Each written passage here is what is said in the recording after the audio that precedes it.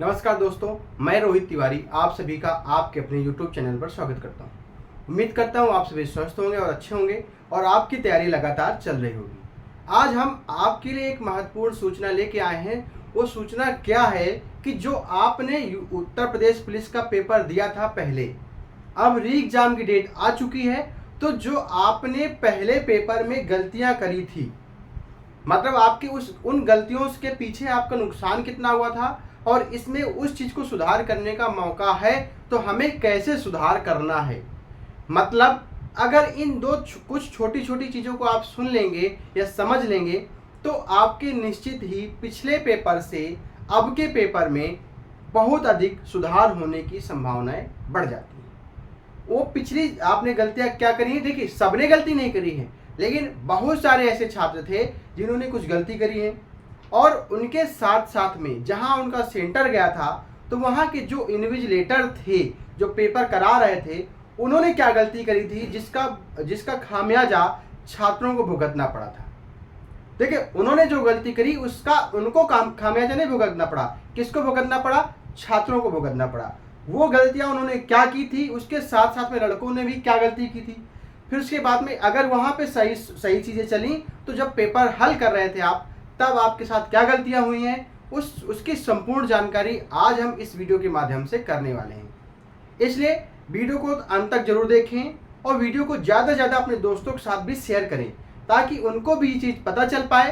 क्योंकि अगर 40 बच्चों की क्लास में 40 बच्चे एक पेपर दे रहे हैं कि अगर इन्विजिलेटर से कोई किसी एक व्यक्ति से गलती हो जाती है, किसी एक छात्र के पास वो चीज़ें चली जाती हैं, तो अगर 40 छात्र हैं, 40 में से कोई एक भी अगर अपनी वो मार्कशीट में गलती करता है तो पूरे 40 लोगों का नुकसान होता है। पूरे अगर आप सोचिए कि मैं सुन करके मैं अपनी गलती को सही करके मैं अच्छा हो जाऊंगा कि नहीं, लेकिन अगर आप 40 में से किसी एक लोगों ने या अगर 50 लोग बैठे हैं एग्जाम हॉल में, किसी एक की गलती से सभी लोगों का नुकसान होने वाला है और क्या नुकसान होता है उसकी संपूर्ण जानकारी हम करेंगे। उससे पहले यदि वीडियो पे आप नए हैं तो वीडियो को चैनल को सब्सक्राइब करने में कोई कंजूसी ना किया करें, चैनल को सब्सक्राइब किया करें और वीडियो को अंत तक देखने के बाद यदि आपको ये वीडियो अच्छा लगता है तो वीडियो को लाइक भी करें। चलिए हम लोग स्टार्ट करते हैं। सबसे पहले चर्चा करते हैं ये कि हमारा पेपर कब होगा। तो हमारा एग्जाम की यूपी पीजी एग्जाम की डेट आ चुकी है कब? 23, 24, 25, 31 व 30 व 31 अगस्त। ये इतनी डेटों में क्यों हो रहा है? क्योंकि सेंटर बहुत कम मिले हुए हैं। कुल सेंटर कितने हैं? 1161। और सेंटर कम क्यों मिले हैं? क्योंकि सरकार का आदेश था कि जिस तरह से पिछले सेंटरों में पेपर गए थे वैसे सेंटर अब नहीं होने चाहिए।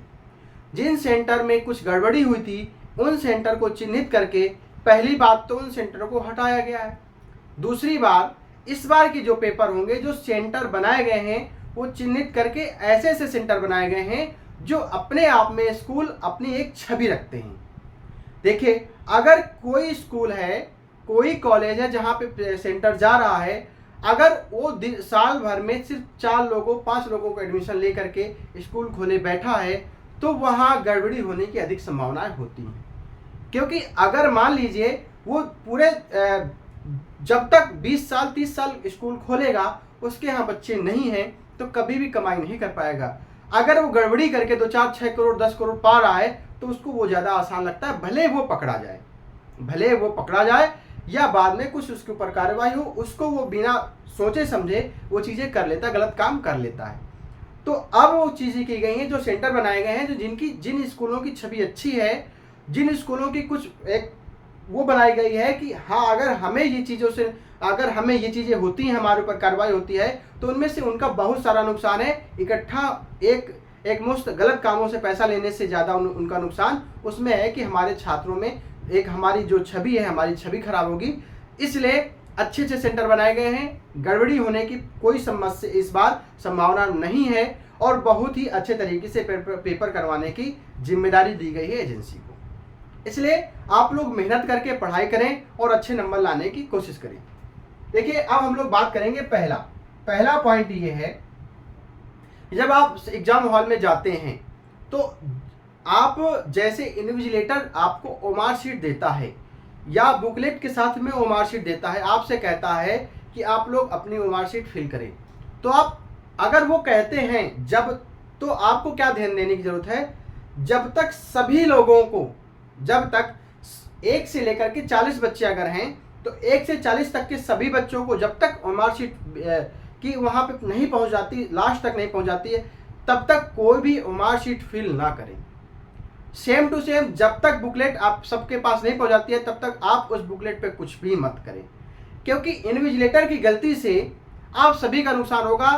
फिर क्या होता है कि मार्कशीट अदला बदली होती है, बुकलेट अदला बदली होती है, आपने रोल नंबर अपने उसमें डाल दिया होता है, लेकिन वो मार्कशीट किसी दूसरे की होती है। उससे क्या होता है, सुधार होता है, लेकिन हो सकता है वो सुधार होने के बावजूद भी आपको सुधार ना हो पाए, अब वो गड़बड़ी में चला जाए, आपका रिजल्ट भी ना आए।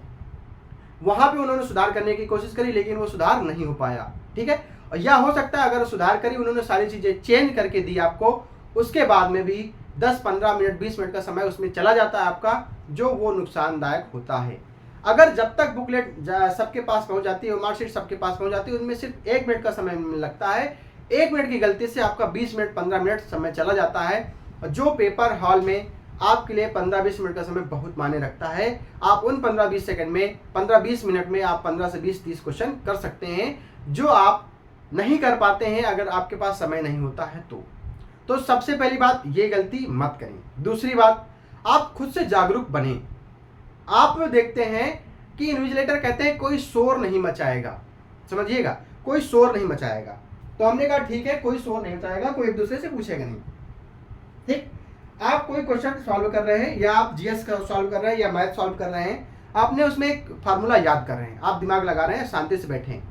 अब कोई इन्विजिलेटर चिल्ला रहा है कि ये बुकलेट ले, ये करिए, वो करिए, दूसरे से किसी से दूसरे से बुलाता है, ये चपरासी से बुलाता है, या चपरासी आता है तेजी से चिल्लाते हुए टीचर से बात करने लगता है, तो आप वहाँ पे उनको रोकिए, आप उनको टोकिए कि प्लीज़ आप हॉल से बाहर जाइए, आप वहाँ बात करिए, हमें डिस्टर्ब ना करिए, ये आपको करना है, ये आपको करना है, ये आपको समझाना है। वो बात करें, आपको डिस्टर्ब नहीं होना चाहिए, आप जाइए बाहर बात करिए, ठीक है। तो ये आपको कोई वहाँ पे कोई मतलब वो मारने आ नहीं आ रहा है, ना आपको कुछ चिल्लाएगा, क्योंकि वो आप पेपर देने गए हैं, आपकी जिम्मेदारी है कि हमें वहाँ पेपर कैसे देना है। आपको शांति चाहिए। अगर देखिए जैसे आप बैठे हैं, आपके बगल में कोई आके बातें करने लगेगा तो आपका नुकसान होगा। आपका जो कुछ याद कर रहे हैं, कोई चीज़ याद करने की कोशिश कर रहे हैं, ऑब्जेक्ट टाइप क्वेश्चन कर रहे हैं, तो आपको वहाँ नुकसान होगा, आप वहाँ भ्रमित हो जाएंगे, आपका जो चल रहा है माइंड वो डाइवर्ट हो जाएगा। इसलिए अगर वो शांति चाहते हैं तो आपको भी शांति चाहिए, इसलिए आप उनको रोकिए। और ये हर हॉल में जरूर होता है, इन्विजिलेटर एक दूसरे से जरूर बात करता है। बुकलेट कहता इतनी बुकलेट बची हैं, वापस लाओ। चपरासी कहता लाइए, कितनी है, क्या है, तो वो चपरासी से बोलिए, आप धीरे से जाके उनके पास जाकर बात करिए, कितनी बची हैं, कितनी नहीं बची हैं, हमें डिस्टर्ब करने की जरूरत नहीं है, ठीक है। ये 2 चीजें थी, ये बहुत ज्यादा इंपॉर्टेंट थी, और ये 2 चीजें आपको इंपॉर्टेंट है, ये बहुत मायने रखती हैं। 1-2 क्वेश्चन आपके इसमें नुकसान होता ही है अगर ये चीजें होती है। दूसरी बात, आपने पेपर देते समय आप ये देखेंगे, जो आपने पेपर दिया पिछली बार, आप ये देखिए कि हमारे कौन से क्वेश्चन गलत हुए हैं। मैथ के क्वेश्चन हो, या रीजनिंग के क्वेश्चन हो, या हिंदी के क्वेश्चन हो, या जीएस के क्वेश्चन हो, तो आप ये देखिए मैथ में हमारा परसेंटेज में क्वेश्चन गलत हुआ है, या प्रॉफिट लॉस में क्वेश्चन गलत हुआ है, या हमारे एलसीएम एचसीएफ में क्वेश्चन गलत हुआ है। जो जिस चैप्टर में क्वेश्चन गलत हुआ है, जिस टाइप के क्वेश्चन गलत हुए हैं, उस टाइप को घर में लगाने की कोशिश करें। मेरे साथ 2 4 6 10 बच्चे ऐसे हैं जिन्होंने उनसे हमें बताया।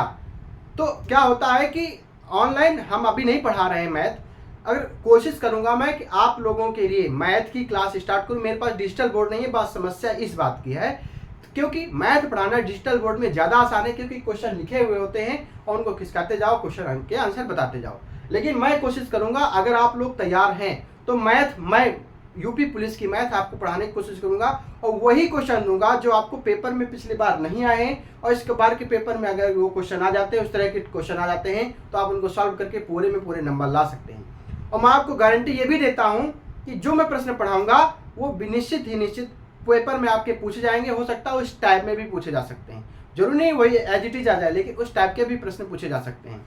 तो यदि आप चाहते हैं तो उस पर कमेंट बॉक्स में जरूर लिखें कि हाँ हम पढ़ना चाहते हैं। तो तो मुझसे जो टूटा फूटा हो सके कि मैं आपको पढ़ाने की कोशिश करूंगा। मैं क्या करूंगा, 5 क्वेश्चन लिखूंगा, फिर आपको सोल्यूशन दे दूंगा, वीडियो को रोक करके फिर से 5 क्वेश्चन लिख दूंगा, फिर लगभग 10 से 12 क्वेश्चन, 8 क्वेश्चन, 9 क्वेश्चन जो भी हो सकेगा डेली आपको देने की कोशिश करूंगा। वो 10-12 क्वेश्चन हर टाइप के क्वेश्चन होंगे और वो पेपर में आने वाले प्रश्न होंगे। तो जो कमियां थी वो मुझे पता है कि आपने ये इस प्रश्न में कौन सी कमी करी है, क्योंकि मैंने 10, 12, 20 बच्चों से बात करी है। मैंने उनसे पूछा है कि आपने कैसे गलती किया है इस क्वेश्चन को, तब उन्होंने बताया, तो मैंने उस चीज़ को देखा है, तो मैं भी वही कोशिश करूंगा।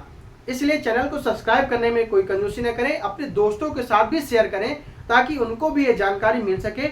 और अगर सब्सक्राइब करेंगे तो मेरा तो लाभ होगा ही होगा।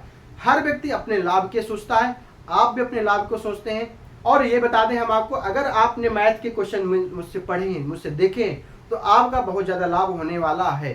ठीक है, यदि ये वीडियो अच्छा लगा हो आपको तो वीडियो को लाइक भी करें। और यदि आपको किसी प्रकार की समस्या है, आप कोई चीज़ पूछना चाहते हैं हमसे यूपी पुलिस से संबंधित, या हमने बहुत सारे वीडियो बनाए हैं जूनियर असिस्टेंट के, अभी तक जूनियर असिस्टेंट से संबंधित, टाइपिंग संबंधित, आप भी किसी प्रकार की कोई आपको समस्या आ रही है तो आप हमसे डायरेक्ट फ़ोन करके पूछ सकते हैं। पहले एक मैसेज डाल दीजिए, फिर हम आपको समय बता देंगे, आप हमसे पूछ सकते हैं।